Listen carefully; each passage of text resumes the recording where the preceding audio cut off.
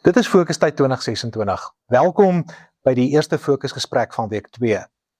Aan die hand van Salomo se gebed tydens die inwijding van die tempel, is die oorhoofse tema vir ons Fokustyd: Here, bou ons u kerk volgens u wil.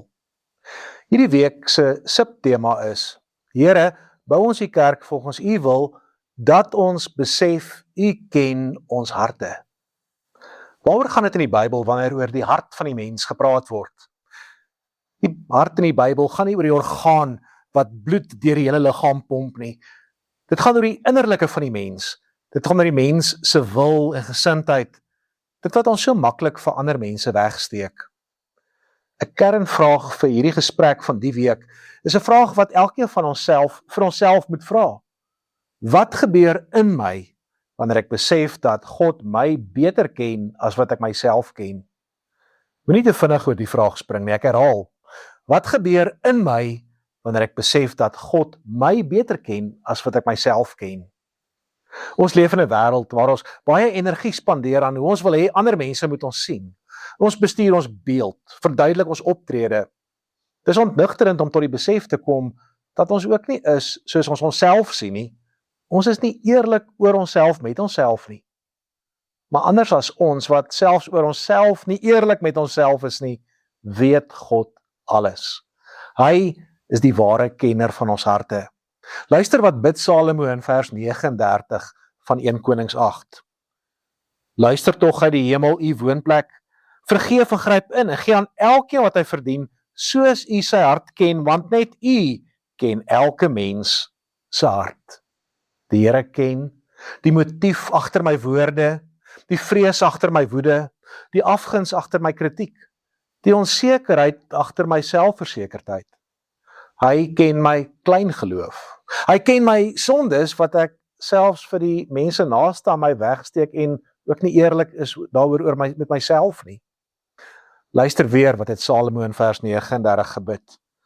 Luister tog uit die hemel u woonplek, vergeef en gryp in en gee aan elkeen wat hy verdien, soos u sy hart ken, want net u ken elke mens se hart. Salomo het gebid dat die Here wat ons harte ken, sou ingryp en ons verander, sodat ons aan hom gehoorsaam sal wees. Uit onsself kan ons nie ons harte verander nie, maar die Here het ingegryp. Hy het sy seun na die wêreld gestuur om vir ons sondes te sterf. Hy het sy gees gegee om in ons te werk en ons te verander, sodat ons nou ledemate van sy liggaam, sy kerk, sy nuwe tempel hier op aarde kan wees. Ek keer terug na die kernvraag waarmee ek die gesprek begin het.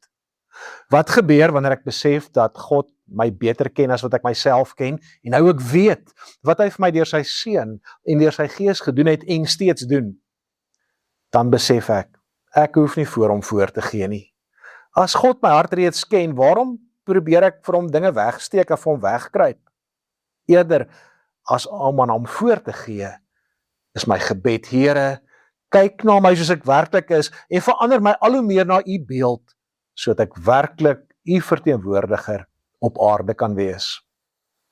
Ons Fokustyd tema is: Here, bou ons u kerk. Elkeen wat in Jesus redding ontvang het, is deel van die Here se kerk. Ons gelowiges is die nuwe tempel vir die Here. Ons bid, bou u kerk.